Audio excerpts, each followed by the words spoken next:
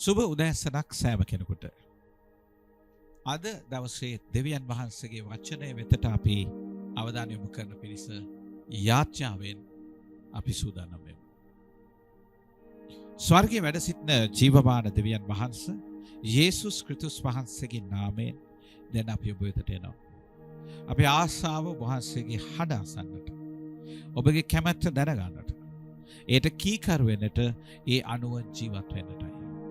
එනිසා වහන්සේ මලාකී දිවසිවරයා තුලින් ඔබ අවසානයේදී කියපු වදන් 3 කර්ණ කොටගෙන අපගේ ජීවිතවලට කතා කරන්න කියලා යාඥා කරනවා. ඒ පිණිස ආරම්භයේ පටන් අවසානය දක්වා එකම ආලේපයකින් පණිවිඩය කතා කරන්නටත් අසන්නටත් අපේ ආත්මික ඇස් අරින්න කියලා යාඥා කරනවා.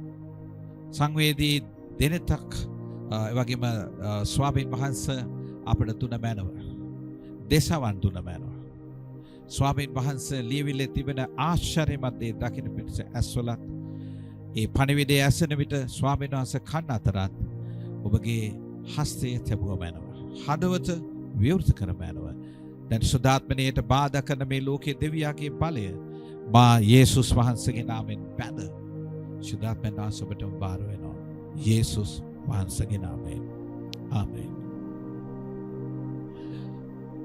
අද දවසේ අපිට තිබෙන්නේ මලාකී දිවසිවරයාගේ අවසාන වදන් 3 වෙතට නෙත් යොමු කරන්නටයි. මගේ මාතෘකාව යුගයන් අතර කාලය කියන මාතෘකාව. යුගයන් අතර කාලය. මලාකී පොතේ 4 වෙනි පරිච්ඡේදයේ 4 සිට 6 දක්වා. ඊශ්‍රායලී සියලු සෙනග විසින් පිළිපදිනු ලබන පිණිස හොරෙබ් කන්දේදී මාගේ සේවක මෝසෙස්ට මා දුන් ආඥා හා නියෝග සීකරන්න. සමිඳුන් වහන්සේගේ මහා භයානක දවස පැමිණෙන්නට පෙර මම දිවසිවර එලියා නුඹලා වෙත එවන්නෙමි. මා පැමිණ නුඹලාගේ දේශය විනාශ නොකරන පිණිස ඔහු පියවරුන්ගේ සිත් දරුවන් වෙතටද දරුවන්ගේ සිත් පියවරුන් වෙතටද හරවනු ලබනවා ඇත. යුගයන් අතර කාල කියන මේ මාතෘකාවේ අපිට පේනවා දෙවියන් වහන්සේ ආයද සිටිනවා, ඉල්ලා සිටිනවා උන්වහන්සේගේ වචනයට, උන්වහන්සේගේ නියෝගවලට කීකරු වෙන්න කියලා, සිහි කරන්න කියලා. සැබවින් නව ගිවිසුමේ කිතුණුවන් වශයෙන් ආත්මයන් වහන්සේගේ බලයෙන් යුතුව මාංශයට ගැති නොවි ජීවත් වීමේ වරම සෑම කිතුණෙකුට දීලා තිබෙන බව සඳහන් වෙනවා. අපි මෙහි තිබෙන පණිවිඩයේ පළවෙනි කාරණාව වෙතට අපි අවධානය යොමු කරන්නට අපි සිත් යොමු කරොත් පළමුවෙන්ම කුමක්ද කියන්නේ? මලාකී දිවසිවරයා තුලින් දෙවියන් වහන්සේ කළ අවසන් ඉල්ලීම කුමක්ද? පළමුව බැලුවොත් දිවසිවර මලාකී තුලින් කරපු අවසාන ඉල්ලීම 4:4 සිට 6 දක්වා තියෙනවා. අපි දකින්න මේ අවසන් ඉල්ලීම ඉතාම වැදගත්. මලාකී පොතේ අවසාන වදන් 6:4 අපිට පේනවා ස්වාමීන් වහන්සේගේ සෙනගගෙන් ඊශ්‍රායල් ජනයාගෙන් මතු පැමිණෙන්න යන අවුරුදු 400ක පමණ නිහඬ කාලයක් තුල ඔවුන් ජීවත් වෙන්න යනවා. ඔවුන්ගේ පෙළපත පරපුර, ඒ පරපුර ඔවුන්ගෙන් දෙවියන් වහන්සේ ඉල්ලන්නේ කුමක් කරන්න කියලාද? නැවත දිවසිවරයෙක්ගේ හඬ ඔවුන්ට ඇසෙන තුරු මේ අවසාන දිවසිවරයා බයිබලයේ පරණ ගිවිසුමේ අවසාන දිවසිමේ වචනේ පවසන දේ පළමුව අපි බලන්ට යනවා. එහිදී දිවසිවරයා තුලින් දෙවියන් වහන්සේ ඉල්ලන්නේ ඊශ්‍රායල් සියලු සෙනග විසින් මෝසෙස්ට දුන් ආඥා හා නියෝග පිළිපදින් එවැගේම නියෝග සීකරන්න කියලා උන්වහන්සේ ඉල්ලීමක් කරනවා.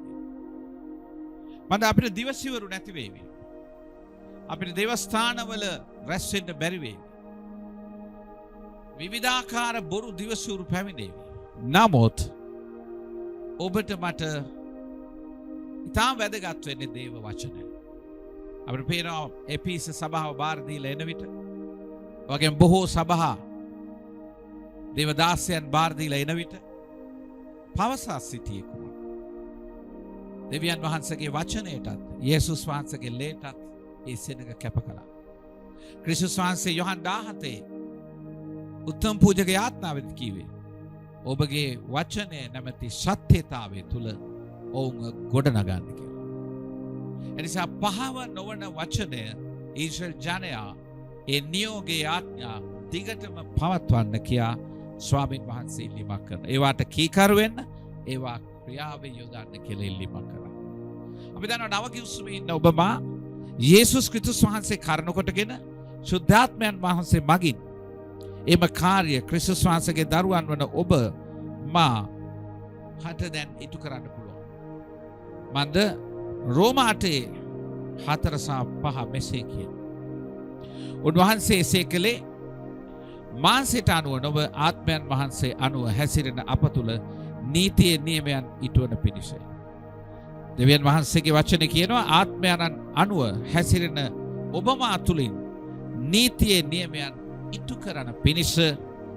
කලින් පදේ කියනවා දෙවියන් වහන්සේ මිනිස් දුර්වලතා නිසා ව්‍යවස්ථාවට ඉටු කළ නොහැකි දෙය දෙවියන් වහන්සේ ඉටු කළා. කොහොමද එසේ කළේ? පාපේ බලය බිඳින පිණිස ස්වකීය පුත්‍රයාණන්ට අපේ පාපී වූ මිනිස් කයට සමාන කයක් දී එවමින් ඒ මිනිස් කයේ සිටියේදී දෙවියන් වහන්සේ විසින් පාපයට විරුද්ධව තීන්දුව දීමනි. යේසුස් වහන්සේ ඔබගේ මගේ මානසික ජීවිතයේ තිබෙන පෞකාර බව නිසා දේ වචනේ පිළිපදින්න බැරි නීති කඩන බලය යේසුස් වහන්සේ මත රැගෙන පෞකමාවදී පෞකමා පමණක් නොවේ උන්වහන්සේගේ නාමය කෙරෙහි අපි අදහන විට උන්වහන්සේගේ ශුද්ධාත්මයන්ගේ අනුහසද ආනුභාවයද මා තුළ ඔබ තුළ ක්‍රියාත්මක වෙනවා. එනිසා ඊශ්‍රායෙල් ජනතාවගේ දේ වචනට කීකරු වීමට ඉල්ලපු දෙවියන් වහන්සේ ඊටත් වඩා යේසුස් වහන්සේගේ දරුවන් ලෙස උන්වහන්සේ නුඹලා මට ප්‍රේම කරනවා නම් මගේ වචනය ඉටු කරනවා.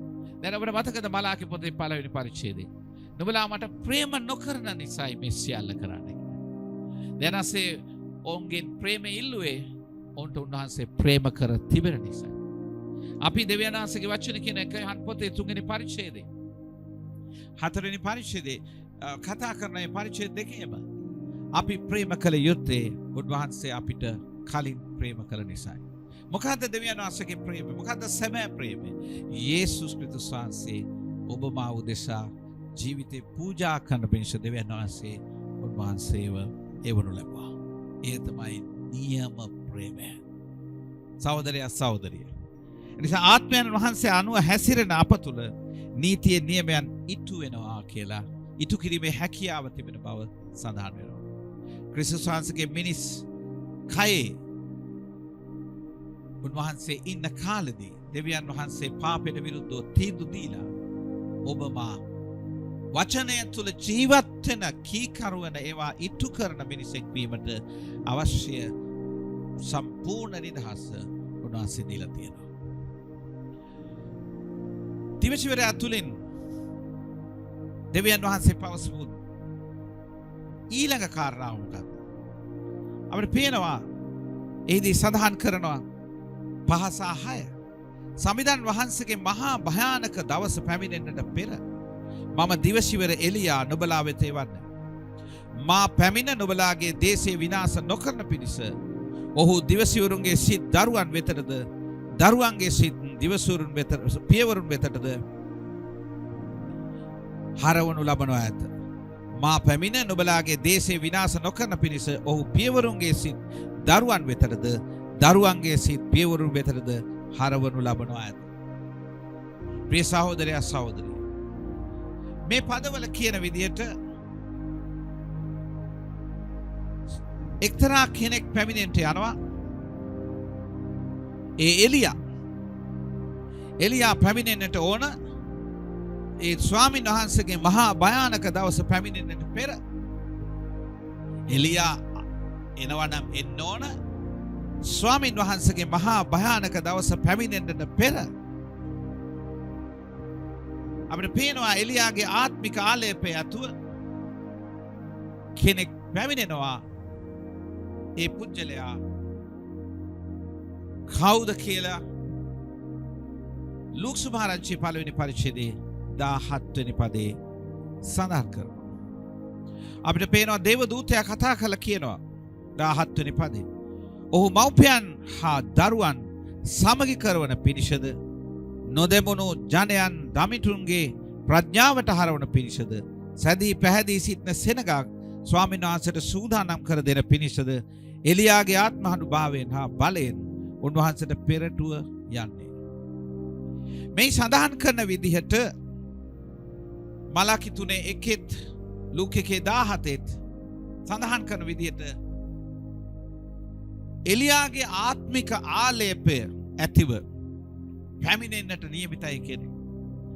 සැදී පැහැදී සිටින සෙනගක් ස්වාමීන් වහන්සේට සූදානම් කර දෙන පිණිස මේ පුජ්‍යලයා පැමිණෙන්නේ එලියාගේ ආත්මානුභාවයෙන් සහ බලයෙන්. එතුමා එන්නේ උන්වහන්සේට පෙරටුව. ක්‍රිස්තුස් යේසුස් වහන්සේට අනුව මේ ආපු එලියාද එන්න සිටින එලියාද කියලා පැහැදිලි කිරීමක් කරලා තියෙනවා. උන්වහන්සේ මතෙව් 11 ඒ ගැන කුමක්ද කියලා තියෙනවා. 7 සිට 10 දක්වා කොටසේ ඒ ගැන කතා කර තියෙනවා. එහිදී මම 11 වෙනි පදය විශේෂයෙන් කියන්න කැමතියි. සැබවින්ම ඔබට කියමි මුළු මිනිස් සංහතිය තුල ජොහන්ට වඩා උතුම් කෙනෙක් පහළ නොවිය. ඒත් ස්වර්ග රාජ්‍යයේ ඊට සුළුතැනෙක් වුවද ඔහුට වඩා උතුම්ය. ස්නාවක ජොහන්ගේ කාලේ පටන් මේ දක්වා ස්වර්ග රාජ්‍යයට බලහත්කාරකමට යට වී ඇත. බලහත්කාරකම් කරන ඔය බලෙන් අත්පත් කරගනිති. මන්ද දිවසිවරු හා ව්‍යවස්ථාවලිය යොහන් දක්වා දිවස්වැකි කී. ඔබ පිළිගන්න කැමති නම් එන්න සිටින එලියා මොහුය. එන්න සිටින එලියා යොහන් ද බෞතිස්ස බව යේසුස් වහන්සේ කතා කළා කියනවා. ඒ වගේම ක්‍රිස්තුස් වහන්සේට අනුව මලාකි කියපු මලාකි 3:1 මලාකි 4:5-6 පස්වෙනි පදේ සඳහන් කරන එලියා යොහන් ද බෞතිස්තද කියන එක අපිට පහදා ගන්නට තවත් පදයක් උදව් කරන්න යනවා. ඒ තමයි මතෙව් 17. අපිට පේන මතෙව් 17 ක්‍රිස්තුස් වහන්සේ මහිමාන්විත එමෙත රූප විපර්යාසයට ලක් වෙන අවස්ථාව සඳහන් වෙනවා. කන්ද මතදී එලියා සහ මෝසෙස් ජේසුස් වහන්සේ සමග කතා කරන අවස්ථාවට පත් වෙනවා. එලියා සහ මෝසෙස් විද්‍යාමාන වුණා යේසුස් වහන්සේ සමග කතා කරන විට. ඒ ශ්‍රාවකයෝ දැක්කා. දෙවියන් වහන්සේගේ හඬ ඇසුනේ අභිමුඛයේදී එලියා සහ මෝසෙස්ටත් කූඩාරමක් ගසන්නට පේදුරුතුමාගේ සිතේ යහපත් අරමුණක් පහළ වෙනවා. මේ ඔක්කොමට පස්සේ උන්වහන්සේ කන්දෙන් බැස්සාට පස්සේ 9 වෙනි පදයේ කියන උන් කන්දෙන් බැසෙද්දී යේසුස් වහන්සේ කතා කරමින් මනුස්ස පුත්‍රයාණන් මලවුන් කෙරෙන් නැගිටිනතුරු මේ දර්ශනය කාටවත් කියන්න එපා කිව්වා. නමුත් උන්වහන්සේ 10 වෙනි පදයේ කියන උන්වහන්සේගේ ශ්‍රාවකයෝ කතා කොට එසේනම් එලියා පළමුවෙන් එන්න යුතුයයි විනයදරයන් කියන්නේ මන්දයි උන්වහන්සේගෙන් ඇසුවේ. උන්වහන්සේ උත්තර දෙමින් එලියා එන බව ඒකාන්තය. ඔහු අවුත් සියල්ල යලි පිහිටවන්නේ. එහෙත් ඔබට කියමි එලියා දැනටම පැමිණ සිටී. ඔහු නොහැදින තමන් ඍෂිදය ඔහුට කළහ. එලෙසම ඔවුන් මනුස්ස පුත්‍රයාණන්ට පීඩා කරනු ඇතැයි ඔවුන්ට වදා.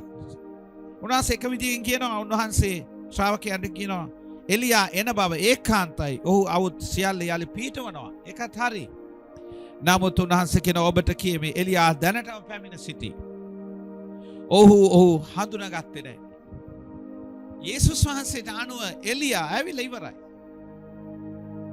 ඒ එලියා තුළ තිබුණ ආත්මානුභාවය සහ බලය ඇතුව පැමුණුණු පුජ්‍යලයා ක්‍රිස්තුස් වහන්සේ පෙන්වන විදියට යොහාන් බෞතිස්ත. නමුත් අපිට පේනවා උන්වහන්සේගේ ඉල්ලීම උනේ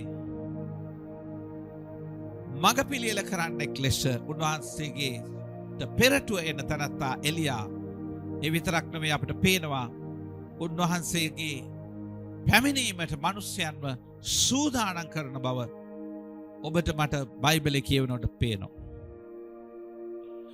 නමුත් යොහාන් බෞතිස්ත පැමිණිය වෙන කවුරුත් ප්‍රකාශ කරන්න නෙවෙයි ක්‍රිස්තුස් වහන්සේ මිනිස්යන්ට ප්‍රකාශ කරන පිණිසයි.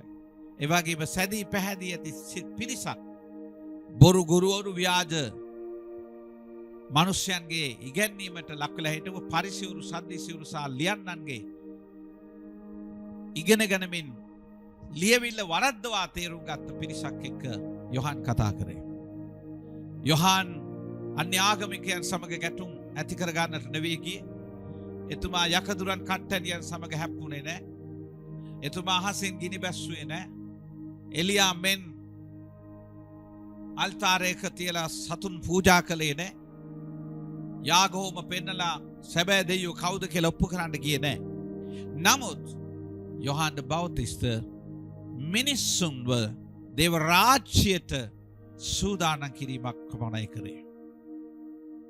නමුත් අපිට පේනවා මෙහිදී කතා කරොත් මලාකි පොතේ කතා කරන විදියට සමිදානන් වහන්සේගේ මහා භයානක දවස පැමිණෙන්න පෙර මම එලියා දිවසිවර එලියා නොබලා වෙත එවනවා කියලා දෙවියන්වහන්සේ කියනවා. මහා භයානක දවසක් ගැන එතන කියනවා. නමුත් අපිට පේන්නේ මහා භයානක දවසක් නොවේ. මෙතෙන්දී අපිට පේන්නේ ක්‍රිස්තුස් වහන්සේගේ පැමිණීමට ඒ අවස්ථාව මඟ පිළියෙල කිරීමක් එහිදී දකින්නේ. නමුත් මහා භයානක දවස ගැන සඳහන් වෙන්නේ කොයි වගේ පසුබිමකද කියලා අපිට තවදුරටත් එලියාගේ සේවය සම්බන්ධව වැඩි විස්තර සොයා යා යුතුව තිබෙනවා. ප්‍රිය සහෝදරයා සහෝදරිය, එලිදරව් පොතේ 11 වෙනි පරිච්ඡේදයේ 3 සිට 6 ඒ ගැන තවත් විස්තරයක් අපිට සොයා ගන්නට පුළුවන්. එලිදරව් පොතේ 11 3 සිට 6 දෙස අපි අවධානය යොමු කරමු. අපිට පේනවා මෙන්න මේ පිළිබඳව විශේෂ කරුණක් තියෙනවා. තවද මාගේ සාක්ෂිකාරයන් දෙදෙනා එවන්නෙමි. ඔහු ගෝනිරෙදි හැඳ 1260 දවසක් දිවස්වැකි කියන්නෝ යයි මට කියන ලදී. මේ දෙදෙනා පොළවේ ස්වාමින් වහන්සේ ඉදිරියේ තිබෙන ඔලීව ගස් දෙකද පහන් රුක් දෙකද වෙයි. යමෙක් ඔවුන්ට අනතුරු කරන්නට සිතන්නේ නම් ඔවුන්ගේ කටින් ගිනි නික්මවිත් ඔවුන්ගේ සතුරන් විනාශ කරයි. ඔවුන්ට අනතුරු කරන්නට සිතන තැනැත්තේ මෙලෙස මරණු ලබන්නේ. තමන් දිවස්වැකි පවසන කාලයේදී වැසි නොවසින ලෙස අහස්තලයේ වසන්නට මොවුන්ට බලය ඇත. ජලය ලේ කිරීමටත් සියලු වසංගත වලින් පොළොවට කැමැති විටක පහර දීමටත් ඔවුන්ට බලය ඇත. දිවසිවරු දෙදෙනෙක් ගැන කතා කරනවා. වසර 3මාරක කාලයක් තුල මහත් පුදුම දේ කරමින් මනුස්ස සංහතියේ අවදානම දෙවියන් වහන්සේ වෙතට ගේන්නට වෙර වීරිය දරන දිවසිවරු දෙදෙනෙක්. ඒ දෙදෙනාගේ ජීවිත පිළිවෙල බැලුවොත් දෙදෙනාම ගෝනිරෙදි ඇඳගෙන සිටින පුච්චලයෝ. හරියට එලියා ගෝනිරෙදි ඇඳගෙන සිටියාක් හා සමානයි. මේ දිවසිවරු දෙදෙනාම තමාගේ වස්ත්‍ර කොට සලකාගෙන තියෙන්නේ ගෝනිරෙදි. දෙක මේ දෙදෙනාගේ ජීවිතයේ දිහා තවදුරටත් විස්තරයක් කියනවා. පොළවේ ස්වාමීන් වහන්සේ ඉදිරිපිට දී තිබෙන ඔලීව ගස් දෙක හා පහන් රුක් දෙක ලෙස සලකලා තියෙනවා. ඒ වගේම එය හරියට සෙකරියා පොතේ 4:2 සිට 14 සඳහන් උත්තම පූජක ජෝෂුවා සහ සෙරුබාබෙල්ගේ සේවය හා සමානයි කියලා අපිට පේනවා. ඒ වගේම ඔවුන්ගේ මුඛයෙන් ගිනි නික්මවීමේ හැකියාවක් තිබෙනවා. ඔවුන්ට බාධා කරන්න කවුරු හරි ආවොත්. ඔබ දන්නවා මේ යුගයේ අන්තක්‍රිස්තුස්ගේ අවසාන අවුරුදු 3මාර. සාමෙන් පිරුණු කාලේ අවසන් වෙනවත් එක්කම අන්තක්‍රිස්තුස් දැඩි ලෙස දේවමාලිගාව තුලට ඇතුල් වී දේවමාලිගාවේ කොටසක් තුල දරුණු අන්‍ය ආගමික වැදුම් පිදුම් ඔප්පු කරමින් දේවමාලිගාව කිලුටු කරන්නට පටන් ගන්න කාලේ බොරු දිවසිවරයෙකු ඔහුට ඒ පිණිස උදව් කරන ඔහු විසින් සාදන ලද පිළිමයකුත් දේවමාලිගාවේ එක්තරා පැත්තක තබාගෙන වැදුම් පිදුම් කරමින් හාස්කම් සහ පුදුම දේ කරමින් මැරිච්චය පවා නැගිටවන්න බලය ලබා දීමේ ක්‍රියාදාමයත් එක්කම මිනිස්සුන්ට දැඩි පීඩාවක් දෙමින් 666 නැමැති අංකය සංකේතයක් කොටගෙන ගනුදෙනු කරන පිණිස මනුෂ්‍යයාට බල කරන දරුණු පාලනයක් අන්තක්‍රිස්තුස්ගේ කාලේ සිදුවෙන විටයි මේ දෙදෙනාගේ සේවය ක්‍රියාත්මක වෙන්න යන්නේ. එවැනි නිසා අන්තක්‍රිස්තුස්ගේ සේවකයන්ගෙන් ඔහුගේ පූජකයන්ගෙන් ඔහුගේ සේනාවෙන් එන පීඩාවේදී ගිනි නික්ම වෙත්න් සතුරන් පුලුස්සන්නට ඔවුන්ගේ මුඛයට බලය ලැබෙනවා. අපිට පේනවා එලියා තමාව අල්ලගෙන යන්නට ආපු සතුරන් අහසින් ගිනි බස්වලා විනාශ කරා. අහස්තලයේ වැසීමට වැසි නොවසින පිණිස බලය ජලය ලේ කිරීමටත් සියලු වසංගත වලින් පහර දීමටත් බලය මේ දිවසුරු දෙදෙනාට ලැබෙනවා. හරියට මෝසෙස් මිසරයේදී අන් දෙවි දේවතාවුන්ගේ බලය බිරිදමන පිණිස වසංගත වලින් ඒ දේශයට පහර දෙන්නට ඔහුට බලය තිබුණා. ඒ වගේම වතුර ලේ බවට පත් කරන්නට ඔහුට බලය ලැබුණා. නමුත් එලියා අහසින් වැසි වස්ස ගන්නට බලය ඔහු ලබා ගත්තා. නමුත් දැන් මේ එන්නා වූ දෙන්නට හැකියාව තියෙනවා අහසින් වැසි වළක්වන්න. මන්ද අන්තක්‍රිස්තුස්ගේ පිළිමේ බොහෝ හාස්කම් කළත් අහස විවර කරන්නට ඔවුන්ට බලය ලැබෙන්නේ නැහැ. මේ දිවසිවරු අහස වසා දමනවා වැසි නොවසින පිණිස. මේ සහෝදරයා සහෝදරිය මහා භයානක දවසට පෙරයි මේ මලාකි කියන යම් සේවයකට එලියා එනවාද ඒ එලියාගේ සේවය භයානක ලෙසම සිදුවෙන කාලේ යොහන්ද බෞතිස්තගෙන් යම් තරමතුරට ඉටු වුණාට මතු දවසකදී ඒක ඉටු වෙන්නට තවත් සේවකයන් දෙදෙනෙක් පැමිණීමට නියමිතයි. මේදී අපි කවුද මේ දෙදෙනා කියලා සොයාගත යුතුයි. සමහරු කියන විදිහට මෝසෙස් සහ එලියා කියලා කියනවා. නමුත් අපි දකිනවා ඒ ගැන මතවාද දෙකක්. මෝසෙස් වසංගතයෙන් හාස්කම් වලින් සතුරා ඉදිරියේ පහර දීලා ඊශ්‍රායල් ජනයා බේරගත්තා. එලියා ආසෙන් ගිනි බස්වමින් සැබෑ දෙවියෝ කවුද කියලා ඔප්පු කරන්න කටයුතු කළා. ඒ වගේම වැසි වස්ස ගත්තා. ඒ වගේම හාස්කම් කරා. තවත් සමහරු කියනවා මේ ඒනොක් සහ එලියා. ඒකට හේතුව මෝසෙස් මරුණා ශාරීරිකව. එලියා විතරයි මරුණ නැත්තේ. සමහරු කියනවා ඒනොක් මරුන්නේ නැහැ. මේ දෙදෙනා වෙන්නේ එලියා සහ ඒනොක් කියලා. තවත් අය හිතනවා නෑ මේ උත්තම පූජක ජෝෂුවා සහ සෙරුබාබෙල්. මන්ද සෙකරියා පොතේ කියන විදිහට 2:14 කියනවා මේ දෙදෙනා පොළවේ ස්වාමීන් වහන්සේ ඉදිරියේ පිට තිබෙන ඔලිව ගස් දෙක හා පහන් රුක් දෙක වෙනවා කියලා ලියලා තියෙන නිසා ඒ සෙරුබාබෙල් සහ උත්තම පූජක ජෝෂුවාට කියපු වදන නිසා මේ දෙදෙනා ඕන් දෙදෙනා වෙන්න පුළුවන් කියලා සිතනවා. නමුත් නූතන අර්ථ විග්‍රහවලදී වැඩිපුර අවධානය යොමු කරන්නේ මේ කියන කිසිවෙක් ගැන නොවේ. ඕන් කියන්නේ ආදියෙහි සිටි දිවසිවරු මෙන් හාස්කම් කිරීමේ බලය ඇති ආත්මයන් වහන්සේගේ ආලේපය ඇති පුජ්‍යලයන් දෙදෙනෙකි. දේවදූතයා යොහන්ද බෞතිස්තගේ උපත ගැන කතා කරන විටත් එහිදී කතා කරනු ලැබුවේ බලය ලබන කෙනෙක්, බලය ඇති කෙනෙක් කියලා. අපිට පේනවා යොහන්ද බෞතිස්ත ආසින් ගිනි බැස්සුවේ නැහැ. හාස්කම් කරන්න කටයුතු කරේ නැහැ. එතුමා දේශනා කරා මනුෂ්‍යව බෞතිස්මයට ගන්නට කතා කළා. ප්‍රිය සහෝදරයා සහෝදරිය, හැම දිවසිවැකියමකම තියෙනවා අවදීන් කීපයක්. එක අවධියකින් තව අවධියක් වැසිලා තිබෙනවා. ඒවා දකින්න යන්නේ කාලයත් සමගයි. එනිසා අපිට පේන විදිහට මේ අදහස් කරන්නේ ආදියේ සිටපු දිවසිවරු මෙන් හාස්කම් කිරීමේ බලය ඇති ආත්මයන් වහන්සේගේ ආලේපය ඇති පුජ්‍යලයන් දෙදෙනෙක් කියන එකයි අවසාන පැහැදිලි කිරීමේදී අපි දැනගන්න ඕන.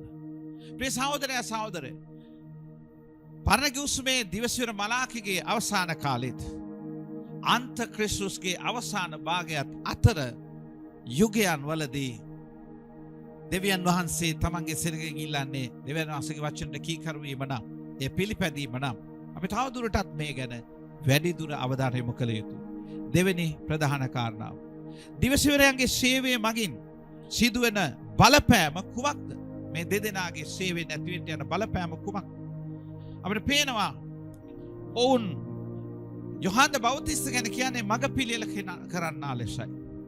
ව්‍යාජ උපදේශ දෙන්නන්ගේ ව්‍යාජ ගුරුවරුන්ගෙන් ව්‍යාජ ස්වාමීවරුන්ගෙන් ඊශ්‍රායෙල් ජනයා මුදාගෙන ස්වාමීන් වහන්සේ උදෙසා සූදානම් වුණා වූ සෙනගක් යේසුස් වහන්සේගේ පැමිණීමට පෙර සූදානම් කරනවා.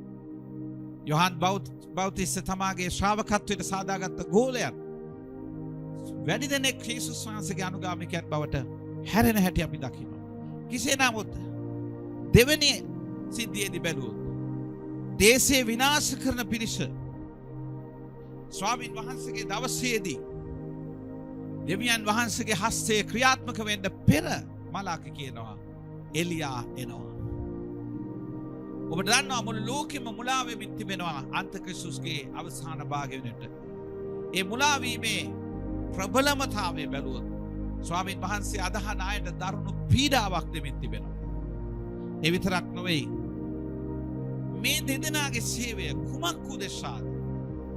මලාකි 4:5-6 ලූකේ 17 එළිදරව් 11:13 අප බැලුවොත් එළිදරව් 11:13 මොකද්ද කියන්නේ කියලා.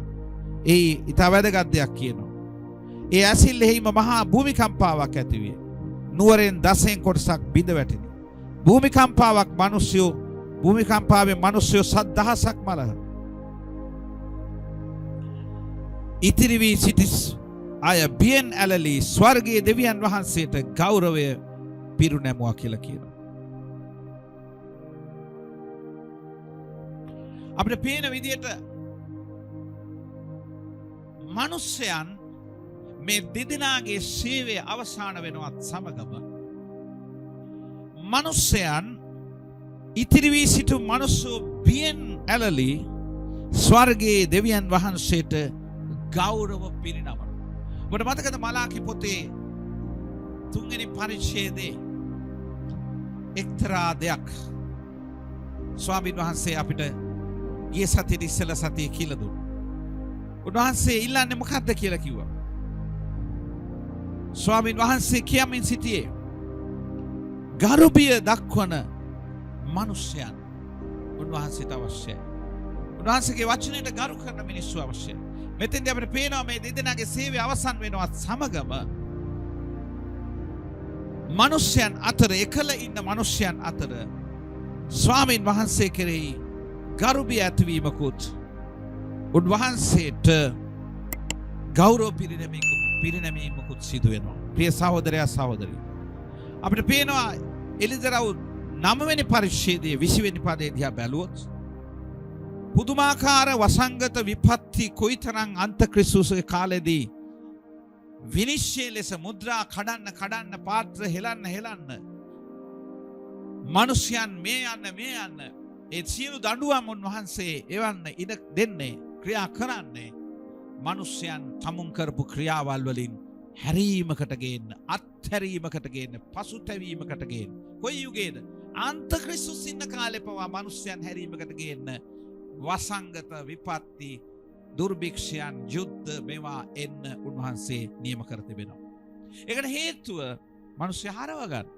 ඒකට අපිට පේනවා 9:20 කියනවා මේ පීඩාවලින් නොමරි ඉතිරි වූ මිනිස්සු තමුන්ගේ අත්වලින් කළ නිර්මාණ අත්නොහල දකින්නටත් අසන්නටත් ඇවිදින්නටත් නොහැකි රන් රිදී ලෝකඩ ගල්ලී ආදියෙන් කළ රූපවලටත් දුෂ්ටාත්මයන්ටත් නමස්කාර කිරීමෙන් වැළකී නොසිටිය. ඒ අන්තක්‍රිස්තුස්ගේ කාලෙදී එන්නා වූ විවිධාකාර විපත්ති පොළවට එන විට ඒ සියලු දේ අත්හැර මිනිස්සු දෙවිඳුන් සොයන්නට පොළඹවන්නටයි ඒ විපත්ති එවන්නේ. හැම දඬුවමක අවසානයේ මිනිස්සු විනාශ කිරීමට වඩා මිනිස්සු හැරවීමකට ගේන්නටයි උන්වහන්සේ කොයි යුගයේත් ක්‍රියා කරන්න නියම කර තිබෙන්නේ. ප්‍රිය සහෝදරයා සහෝදරී, ඒත් මොනවද වෙන්නේ? ඔවුන්ගේ මිනි මැරීමද, අනවිනද, සල්ලාලකම්ද, සොරකම්ද ගැන ඔහු පසුතැවි සිත් හරවා නොගත්. කොයි යුගයේද? මේ අන්ත ක්‍රිස්තුස් කාලෙදී දෙවනාසේ අපේක්ෂා කරන මිනිස්සුගේ සිත් හැරීම. හැබැයි අපිට පේනවා මේ අවසාන අවුරුදු 3මාරේ දින 1200 ගානක් තිස්සේ 260 දවසක් තිස්සේ දිවසිවරු දෙදෙනාගේ සේවය හරහා අන්ත ක්‍රිස්තුස්ගේ දරුණුම ආගමික මුලාව මැද්දේ, තාඩන පීඩන මැද්දේ මේ දිවසිවරු දෙදෙනා කරපු ක්‍රියාවල් සමග එපමණ නෙවෙයි ඔවුන්ගේ මරණය සහ ඔවුන්ගේ නැවත නැගිටීම සමග සකල විද ජාතිහු සියලු ජාතිහු ඔවුන් දෙදෙනාගේ මලමිනිය නරඹමින් සිටින මොහොතක ඔවුන්ට ජීවන හුස්ම පැමිණ දවස් 3මාට පසුව ඔවුන් නැගිටින්න යනවා. දවස් 3කට පසුව නැගිටපු යේසුස් වහන්සේ ගැන ඊශ්‍රායෙල් මිනිස්සුන්ට නැවත අවධානය වෙනවා. දවස් 3මාට පස්සේ නැගිටපු මේ දෙන්න නිසා ඔවුන්ට හඬක් ඇසෙනවා, නැගී එන්න කියලා ස්වර්ගයේ. ඒ දවස් 3මාට පසු දෙවියන් වහන්සේ කෙරෙන් ජීවන හුස්ම ඔවුන් තුළට පැමිණි විට ඔහු නැගිට සිටියෝය. ඔවුන් දුටු අය බොහෝසේ බියපත් වූ. නැගිට මෙහි එන්නයි කියන මා හඬක් ස්වර්ගෙන් ඔවුන්ට ඇසිනි. එකල ඔවුන්ගේ සතුරන් බලා සිටීදී ඔහු වලාකුලකින් ස්වර්ගයට නැගී ගියේ. ඔවුන් ස්වර්ගයට යනවත් එක්කම ඒ නගරේ විශාල භූමිකම්පාවක් ඇති වුණා. 7000ක් මෙය විපත්ති ගොඩකට වැටලා හිටපු නගරයක්. නමුත් මේ දෙදෙනාට හැකියාව ලැබෙනවා ඔවුන්ගේ සේවය තුළින් විශාල මනුස්ස සංඛ්‍යාවක් දෙවියන් වහන්සේට බියෙන් ඇලලී ස්වර්ගයේ දෙවියන් වහන්සේට ගෞරව දක්වනවා. ඔවුන්ගේ සිත් දෙවියන් වෙතට ඇරගන්නට මේ දිවසුරු දෙදෙනාට හැකියාව ලැබෙනවා. ප්‍රිය සහෝදරයා සහෝදරී, මේ කාලෙදී 1260ක් පුරා කාලයේ මුළුල්ලේ භක්තිය හැර යාම සාතන්ගේ බලය ඉතාමත් බලවත් ලෙස ප්‍රදර්ශනය වන කාලක මහා පීඩා කාලෙදී දුෂ්ටකමින් පිරුණු මනුස්ස ලෝකයට හා යුදෙව්වන්ට ඔවුන් දෙදෙනාගේ සේවය විශාල පෙළඹීමක් ඇති වුණා. ඔවුන් දකින පාලකයා හෝ ඔවුන්ගේ ආගම් වලට වඩා ස්වර්ගයේ දෙවියන් වහන්සේගේ උත්කෘෂ්ඨතාවය සහ බලය ඔවුන් දැක්කා. මන්ද මේ දෙදෙනාගේ සේවයෙන් ඔවුන් විශිෂ්ට ලෙස ඔවුන්ගේ සිත යක්ෂයාගේ පිළිමයට හෝ අන්ත ක්‍රිස්තුස් වෙතට නොවේ යදී යන්නේ ජීවමාන ස්වර්ගයේ වැඩ සිටින දෙවියන් වහන්සේට ගරු බුහුමන් දක්වන සිතක් ඔවුන් තුල ඇති වෙනවා. ක්‍රිස්තුස් වහන්සේ පොළවට පය තබන විට ඒ මහා අවසාන බීස්තිය ඇති මොහොතේ පිරිසක් සිටිනවා උන්වහන්සේ කෙරෙහි ඇස් විවර වෙච්චි. කාගේ සේවයෙන්ද? මේ දිවසිවුරු දෙදෙනාගේ සේවයෙන්. ප්‍රිය සහෝදරයා සහෝදරිය, ශුද්ධාත්මයෙන් සහ බලයෙන් පිරුණා වූ දිවසිවුරු පරණ ගුසුම් කාලයේ සිට යොහන්ද බෞතිස්ස දක්වා කියලා සඳහන් වෙනවා. යේසුස් වහන්සේ මතෙව් 17 පැහැදිලි කරන විට නමුත් මේ දිවසිවුරු දෙදෙනා තුළ තිබුණා වේ අති විශිෂ්ට බලය සහ ජීවිත රටාව, කැප වුණා වූ වෙන් වුණා වූ භක්තිවන්ත ලෞකික ජීවිතයට අකමැති මානසික ජීවිතෙන් ඉවත් වෙච්ච දෙවියන් වහන්සේගේ බලයෙන් පිරුණා වූ මේ දෙදෙනා සාතන් සහ ඔහුගේ සේනාවේ දේව දූතයන්ගේ බලයට විරුද්ධව ඔවුන් ආස වැස්සුවා. අන්ත ක්‍රිස්තුස්ට ඒක අරින්න බෑ. වැසි නතර කරා අන්ත ක්‍රිස්තුස්ට වැසි ගේන්න බෑ. ආසින් කිනි බැස්සුවා නොවේ, කටේ වචනයේ කින්නක් වෙන් ඇවිත් සතුරගේ බලය බිඳ දැමුවා. මිසරේදී අන් දෙවිවරුන්ගේ බලය විදහා පාපු අවස්ථාවක මෝසෙස්ගේ වසංගත සහ විනිශ්චයන් තුළින් මිසර දෙවිවරු බොරුවක් බව ඊශ්‍රායෙල්වරුන්ගේ සිත්වල ඇන්දා. ඊශ්‍රායෙල්වරු දුක්ඛිතීම නිසා මිසරෙන් යන්න කැමති වුණාට මිසරේ තියෙන සැප ගැන ඔවුන්ගේ සිත නිදහස් වෙලා තිබුණේ නැහැ. මිසරේ තිබුණා තාඩන පීඩන නිසා මිසරේ යන්න ඔවුන් කන්නලව කරාට මිස්රයේ තිබෙන දෙවිවරු අත්හරින්නට ඔවුන්ගේ සිතක් තිබුණේ නැහැ. ඒ දෙවිවරු පිළිබඳ සිතේ තිබිච්ච ආසාව කොච්චරද කිව්වොත් ඔවුන් මිනිසුන්ගෙන් දේපල ඉල්ලනකොට දේව රූප හදන අච්චු පවා ඔවුන් ඉල්ලන ගියා. ඒ එක අච්චුවකට තමයි ආරොන්ට කියලා රත්තරන් දාලා උණු කරලා හරකෙකුගේ පිළිමයක් ගෙනාවේ කියලා සඳහන් වෙනවා. ප්‍රිය සහෝදරයා සහෝදරිය. ඊසල් මිනිසුන්ගේ සිත් ඇදිලා ගිහිලා තිබුණා මිස්ර දෙවිවරු කෙරෙහි. ඊසලරුන්ගේ සිත් ඒ සුව කරන දෙවිවරු කෙරෙහි විශ්වාසය තිබුණා. නමුත් දුක් විඳිනකොට වුන් කතා කරේ මේ වහල් බවින් බේර ගන්නට දෙවි කෙනෙක් වස ආබ්‍රම්ගේ දෙවියනි අපි වෙතට එන්න කියලා. නමුත් මෝසෙස්ගේ පීඩාකාරී වසංගත නිදහස් කිරීම තුළ ඊසලරු දැක්ක පින්තූරයක් මිසරයේ දෙවිවරු ඔක්කොම බොරු දෙවිවරු බව. මිසරයා විශ්වාස කරපු පාරාවගේ පෙළපත නිෂ්ඵල පෙළපතක් බව. ඔවුන්ට තමාගේ ජීවිතය ආරක්ෂා කරගන්න බැරි පෙළපතක කුමාරවරු බව ඔවුන්ට තේරුණා. සැබෑ කුමාරයා ක්‍රිස්තුස් වහන්සේවත් මෙසියස් බව ඊසලරුගේ සිත්වල ඇඳුණා. ඒ වගේ තමයි අන්ත ක්‍රිස්තුස්ගේ කාලෙදී. අන්ත ක්‍රිස්තුස්ගේ අවුරුදු 3 දරුණු පීඩා යුගයේදී මිනිසුන්ගේ සිත්වල අන්ත ක්‍රිස්තුස් සහ බොරු දිවසිවරයා හාස්කම් සහ පුදුම දේ කරමින් ඔහුගේ ක්‍රමානුකූල නියමාකාර තාක්ෂණික ව්‍යාපාරික ලෝකයේ සහ ගනුදෙනුව සහ කර්මාන්ත එවැගේම සියලු පරිපාලනය තිබුණා විශේෂතාවයට වඩා සාතන්ගේ බලය බිඳිමින් දෙවියන් වහන්සේගේ ශුද්ධාත්මෙන් සහ බලෙන් පිරුණා වූ චරිතවත් මාංශයට විරුද්ධව ජීවත් වුණු ආත්මික මිනිසුන් දෙදෙනෙක් ඒ සියලුම සාතන්ගේ බල මූලස්ථාන කඩමින් දිවසවරයා බොරු බව ඔප්පු කරන්නට ඒ රූපවල කිසිවක් නැති බව ඔප්පු කරන්නට විජාතින් අතර මිශ්‍රව ඉන්න යුදෙව්වන්ගේ සිත් දිනා ගන්නටත් යුදෙව්වන් නොවන මිනිසුන්ගේ සිත් මිසරයේදී සිත් ඇදගත්තාක් මෙන් එකල අන්ත ක්‍රිස්තුස්ගේ තාඩන පීඩනවලට යටත්ව බයෙන් සිටු මිනිසුන්ගේ සිත්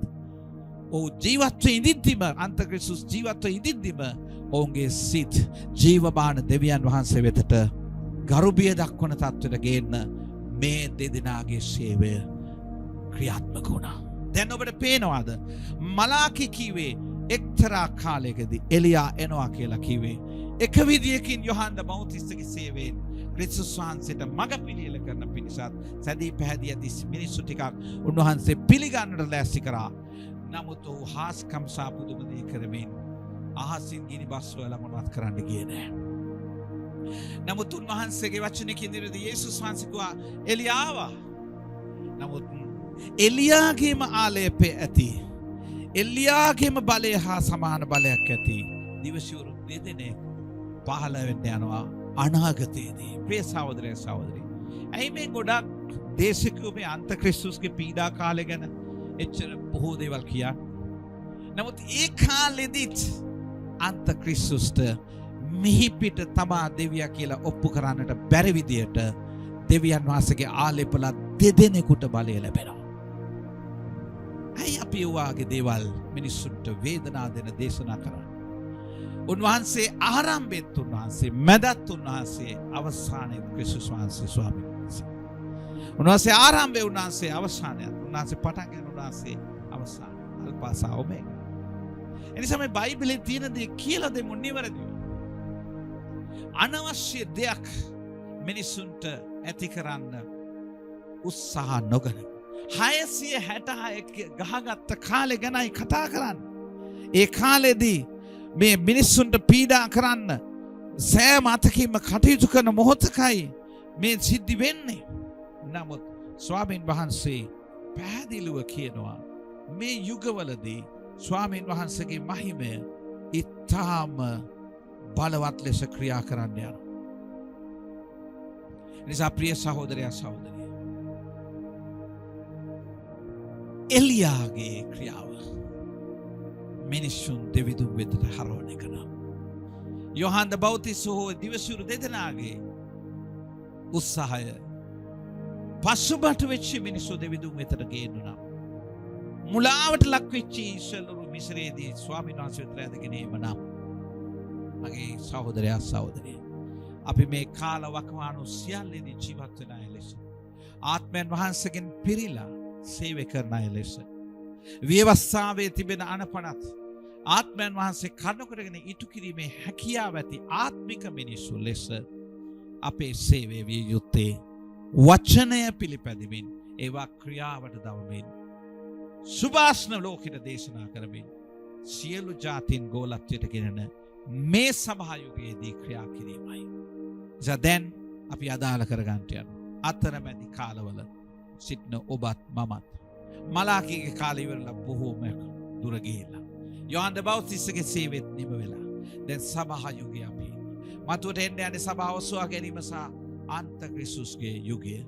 මේ යුග දෙක අතර අපි ඉන්නව අය වශයෙන් අපිත් ස්වාමීන් වහන්සේගේ දිවසියුරු දෙදෙනා මෙන් ස්වාමීන් වහන්සේගේ ආලේපය සුද්ධාත්මය ලබාගෙන යක්ෂයන් දුරු කරමින් මුලා කරමින් සිටින මේ ලෝකයේ මනුෂ්‍යයන්ව රවටගෙන ඉන්න මනුෂ්‍යයන්ගේ ජීවිත අන්ධකාරයෙන් ආලෝකයට ගෙරෙන පෞකමාවහා ක්‍රිස්තුස් වහන්සේ ඇදහිීමෙන් ලැබූ සුද්ධාත්මයන් වහන්සේගේ බලය කරුණ කොටගෙන ලියවිල්ලේ කරුණ ඉටු කරන දේව කැමැත්ත ඉටු කරන අය බවට අපි පත් වෙමු. දෙවනෝ සභා යුගයේදී තිබිය යුතු හැරීම පසුතැවීම නොකඩවාම ක්‍රිස්තුස් වහන්සේ සමග උන්වහන්සේ උදෙසා මනුෂ්‍යයන් රැස් කරන්නට උන්වහන්සේට හවුල් වෙන මිනිසෙක් ලෙස උන්වහන්සේගේ උපකාරය වෙනුවෙන් උන්වහන්සේ සමග සිටමින් සුභාෂ්ණ දේශනා කරන්නට ගෝලයන් බිහි කරන්නට අපි නිතරම වෙහෙස මාස් වෙමු. අද සභා යුගයේ ඔබට මට දීලා තියෙන අනර්ග අවස්ථාව සියලු ජාතීන් ගෝලයන් කරන්නට. ඊශ්‍රායලයේ ජාතිය පිළිබඳව ස්වාමීන් වහන්සේ ක්‍රියා කරනවා වගේම සභාවේ කාලෙදී උන්වහන්සේ අපිට යම් කාර්යභාරයක් දීලා තියෙනවා. නිසා යේසුස් ක්‍රිස්තුස් වහන්සේ තුලින් ලැබුණා වූ පෞකමාව සහ සුද්ධාත්මයන් වහන්සේගේ උපස්ථානය තුලින් කීකරු වෙන මිනිසයන් අතර කීකරුව ජීවත් වෙමින් ස්වාමීන් වහන්සේට කීකරු සෙනගක් ගොඩනගන්නට කීකරු මිනිසෙක් වෙන්න මටත් ඔබටත් අවස්ථාව ලැබේවා. දැන් අපි යාඥා කරමු. සුද්ධාත්මයන් වහන්සේ අපි බාර වෙමු.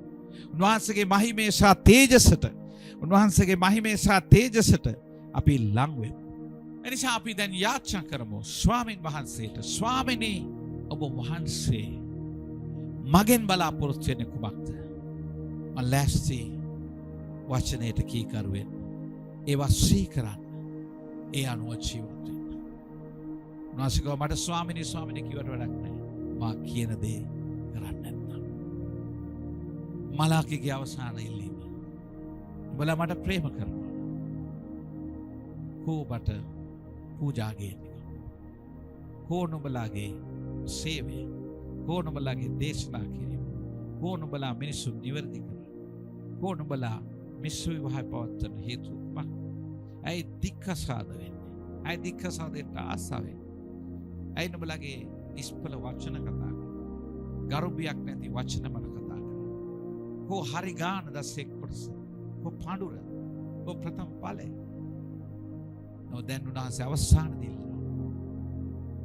මෝසෙස් තුලින් මම දුන්න වචනේ ආඥා සීල ඊශ්වරවරු පිළිපදින. යේසුස් වහන්සේ තුලින් ක්‍රිස්තුස් වහන්සේගේ දරුවන් වන ඔබට මට කියනවා. නුඹලා මට ප්‍රේම කරනවා. මා විසින් ආඥා කළ සියලු අනපන ඉෂ්ට කරනවා. ගැලවෙන්න නොවේ. ගැලවිච්ච අය ලෙස ජීවත් වෙන්න. ඇයි අපි අනපන ඉෂ්ට කරන්නේ? ඕදෙනෙකුට ආදර්ශයක් වෙන පිණිස. අන්ධකාරයෙන් මිනිස්සු ගලවන පිණිස සාක්ෂිකරුවන් වෙන පිණිසයි. නිසා ප්‍රිය සහෝදරයා කාලයන්ත ප්‍රස්තාවන් තුලද අපි අපේ මුතුන් මිත්තන් ජීවත් වෙච්ච කාලය මෙන් සුපාසු කාලයක් එන්නේ නැහැ. එන්න නපුරු කාලයක් එන්නේ. නමුත් මේ හැම කාලෙකදී පොළොවට ලුණු සහ ලෝකෙට ආලෝකයක් ලෙස ජීවත් වෙන්නට හැකියාව සුද්ධාත්මයන් වහන්සේ අපිට දෙනවා. බලෙන් සහ සුද්ධාත්මයෙන් පිරුණු දිවසියුරු දෙදෙනා මෙන් මේ කාලෙදිත් විවිධාකාර යකදුරන් කට්ටඩියන් නක්සාසකරුවන් සහ විවිධාකාර රැවටිලි ආගමික ප්‍රදර්ශනයන් සහ මිනිසුන් මුලා කරන ආගමික වැඩසටහන් සහ ප්‍රදර්ශනයන් සංදර්ශනයන් සැරසිලි ආඩම්බරකාර උත්සව ජාතික දේවල් ජාතික වටිනාකම් ඒ සියල්ල මැදේ ඉන්න මිනිසුන්ගේ සිත් ස්වාමීන් වහන්සේ තුල තබා ගන්නට තව බොහෝ දෙනෙකු දේව බය ඇතුව ස්වාමීන් වහන්සේ වෙතට ගෙන එන පිණිසත් ඔබට මට දීලා තියෙන ශුද්ධාත්ම බලය සහ ගැලවීම පෞකමාවේ බලය අපි දිගටම පාවිච්චි කරමු. අපි ආරාධනා කරමු. ස්වාමිනී මම යාචනා කරනවා ඔබට ස්තුති මලාකිතුමා තුලින් දුන්න දිවසිමය ඉල්ලීම් සියල්ල. ඕ ස්වාමිනී ඔබට ප්‍රේම කරන ජීවිතයකට ඔබට ගරුබිය පාන විදියට අපේ ස්තුති ප්‍රශංසා පූජා නමස්කාර යාචනාවන්ට ස්වාමීන් වහන්සේ අප සතු සියල්ල ඔබට දෙන පිණිස ස්වාමිනී දසෙන් කොටසක් නෙවෙයි ඊට වඩා වැඩියෙන් දෙන්නට ප්‍රථම ඵලයේ දවසක් නෙවෙයි සති ගණන් නෙවෙයි ප්‍රථම ඵලයක්ම දෙන්නට ස්වාමීන් වහන්සේ අස්වැන්නේද වචනයෙන්ද ඔබට ගරුබිය පානයි සැබෑ අතුලාන්ත වෙනසක් ඇතිය දේව ගරුබිය සිත් ඇති සිතක් ඇති මනුස්ස වේ විවාහය කඩා නොගෙන විකසාද නොවි විජාතින් සමග මිශ්‍ර විවාහ ඇති කර නොගෙන දේව බය ඇති සෙනගක් ලෙස ඔබ වහන්සේගේ පුත්‍රෝ යේසුස් වහන්සේගේ දරුවන් මෙන් ප්‍රසන්න සෙනගක් වෙන්නට පුත්‍රයන්න් වහන්සේගේ ජීවිත පූජාවෙන් දුන්නා වූ පෞකමාවේ යාගයේ තුලින් දුන්න ගැලවීමත් සුද්ධාත්මයන් වහන්සේගේ වැගිරීමෙන් දුන්නා වූ ආලේපයත් ඇතුව පොළොව පුරා ඇවිදිමින්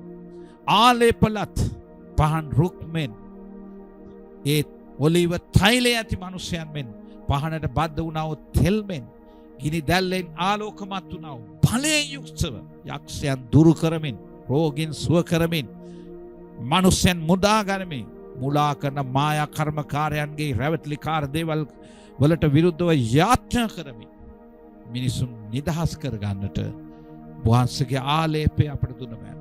එලීසා ඉල්ලුවක් මෙන් එලියාගේ ආලේපේ දෙගුණයක් ඉල්ලුව එලීසාට මෙන් ස්වාමී වූ ජේසුනි මේ වචනේ අසන අයට දෙගුණයක ආලේපය ඇතුව බලවත්කම් කරමින් මිනිසයන් ස්වාමීන් වහන්සේ වෙතට හරව ගන්නටද දේව බය ඇති සෙනග පිළියෙල කර ගන්නටද හැකියාව බලය සියලුම දාස දාසින්ට ඇදහිල්ලේ පවුලේ සියලු දෙනාට හැම අතකින්ම ඇති වේවා. වැඩ කරන තැන්වල කුඹුරු වෙල් මිත්‍යාවතල පවා සාක්ෂි දරමින් ඇදහිල්ලේ වීරකම් කරන්නට පුදුම ලෙස ආශිර්වාද කරමු.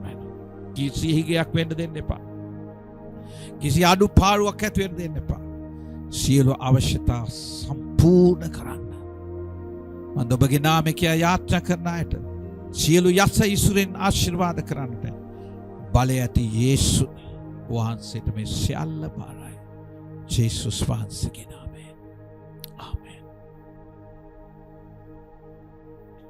ඔබ හැමට ජේසු පිටයි.